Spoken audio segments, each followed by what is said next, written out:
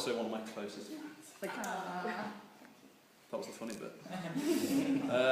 I've taken a lot of advice before writing this speech, and my favourite anecdote from the people I've spoken to is that they should last as long as the groom does in bed. So on that note, thanks. Yeah, you could sign that. How do you know? Very good, friend. Propaganda was a scream. Anyway, before I get started, I just want to say, I asked Matt before I started writing this speech if there was anything I couldn't say, and he said no. So Lalaine, this is his fault, not mine.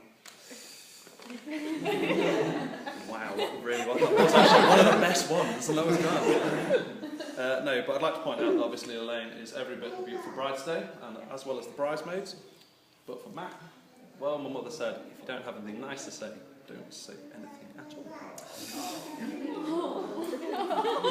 I want to see where this is going. That was as good as it got. That was the punchline of the whole thing. But, no, I was honoured when Matt asked me to be his best man. I've known Matt for many years, although we haven't seen each other a lot through our university years.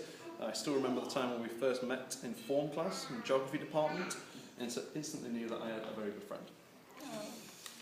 I'm getting more R's than laughs. This is bad. No, me and Matt shared a lot of good memories together.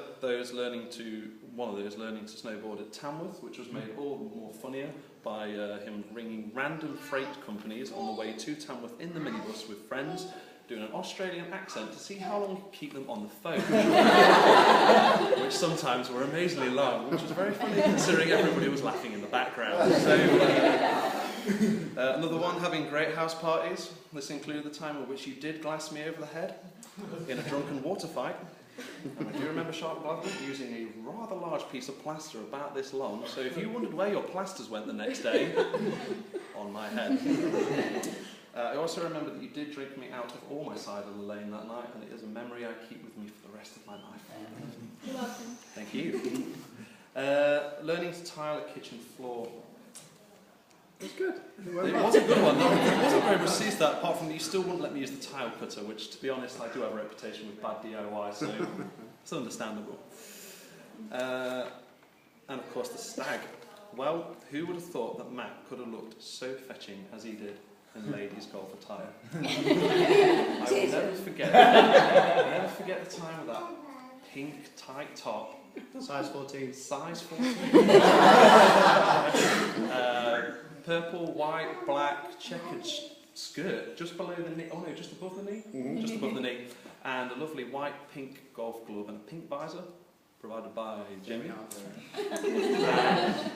So you should not have picked the gay club at the end of the night, that's all I have to say. But honestly, Lane, I couldn't think of a better guy that you could be married today. He's one of the most fun-loving yet hard-working and loyal people I've ever met.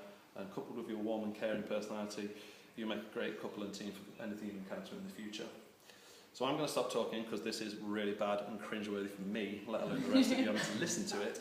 And on that note, I would like to propose a toast to Matt and Lalaine and their happiness for the future.